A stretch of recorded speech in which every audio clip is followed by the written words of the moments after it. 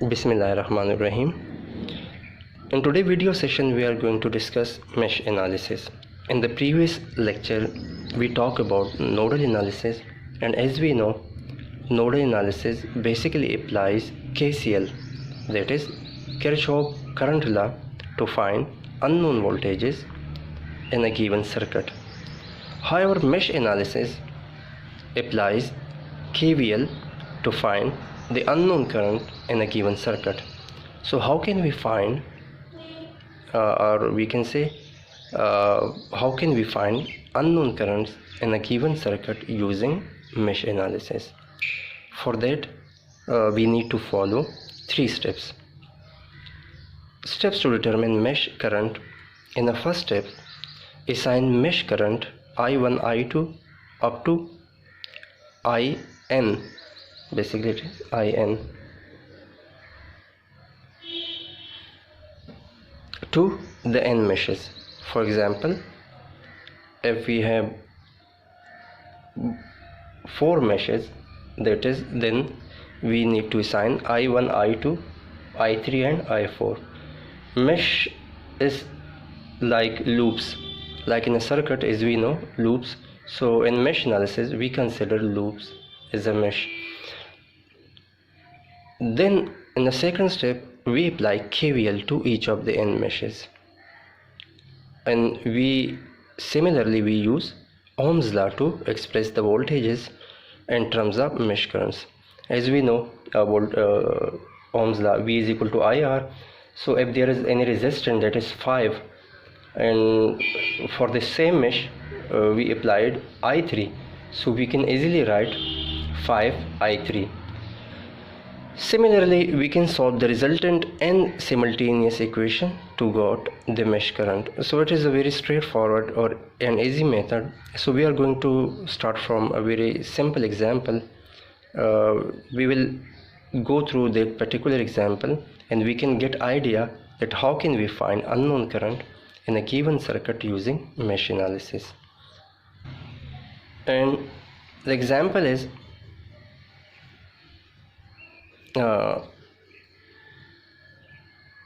that is, for the circuit and figure, find the branch current I1 I2 and I3 using mesh analysis.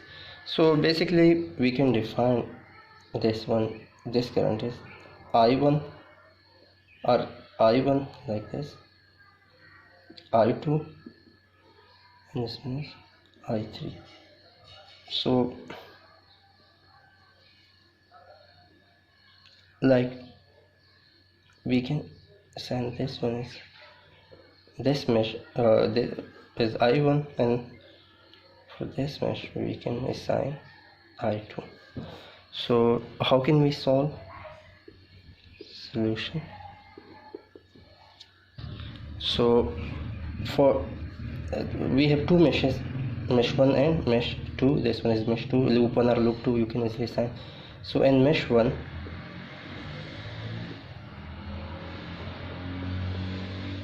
or for mesh 1, applying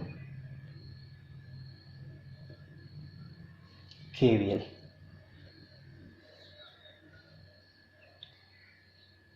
So start from here, minus 15 plus 5 and I1, as we know Ohm's law, and then we have plus 10, and we are in mesh 1, so 10 I1 minus I2, because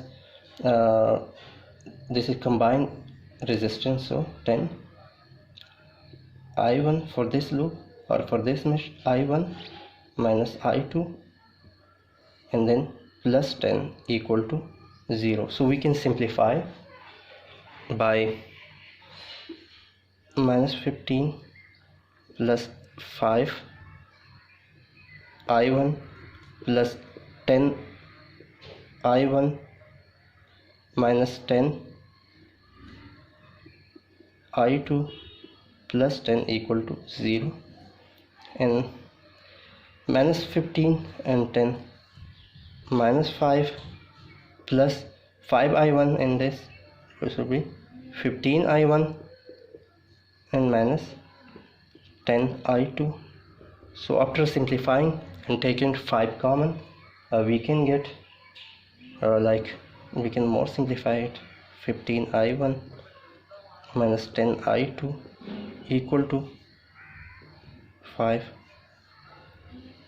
and then divide this by 5 and this by 5 and this by 5, taking 5 commons. So 3i1 minus 2i2 equal to 1. So this one is equation A. So for mesh 2,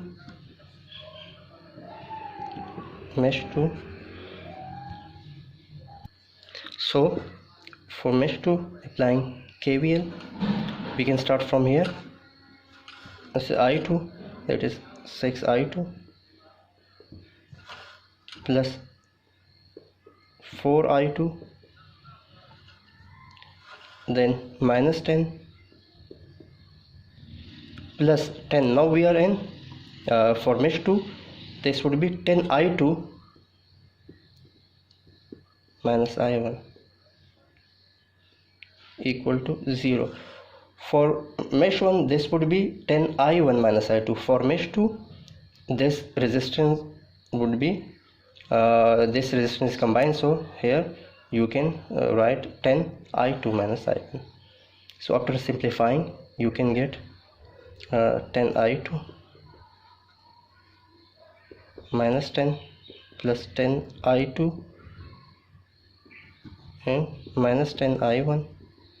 So after simplifying, would be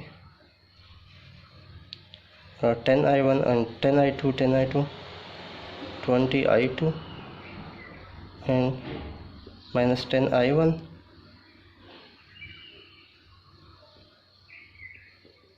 and would be equal to plus 10, taking this on the right side of equation. So 10i2, so taking 10 common, so this would become 2i2 minus i1 equal to 1. So equation B. So by some you can this one is equation A, this one is equation B. So for you can get, and we can solve for the values of i1 and i2. So you can write 3i1 here minus 2i2 equal to 1 in equation A. Sorry, you can write this one is i2 and this one is i1, so this would become minus 2i2 and this one is minus 3, minus 3i1. So you should write i1 below i. So the equation is 20. This one is 2i2 minus i1 is equal to 1, and this one is equation A is minus 2i2 and plus 3i1, because you need to write i1 below i1 and i2 below i2, so you can compare it easily, and then you can adding, so you can cross it, and this would become 2i1 equal to 2, so i1 equal to 1. So after putting i1 in any of these two equations, you can get value for i2. So i1 is 1, so putting i1 in this equation, so 1 minus 2i2 equal to 1, so 3 minus 2i2 equal to 1, and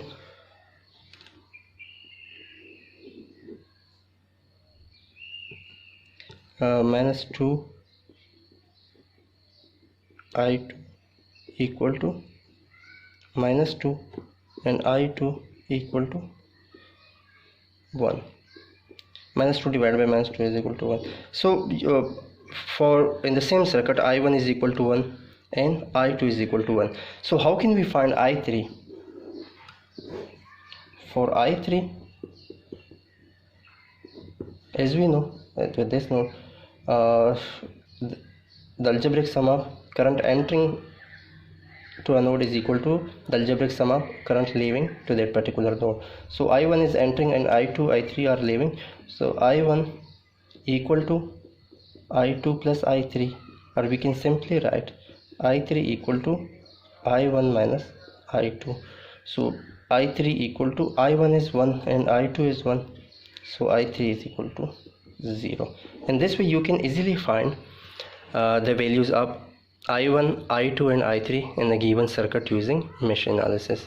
Thank you.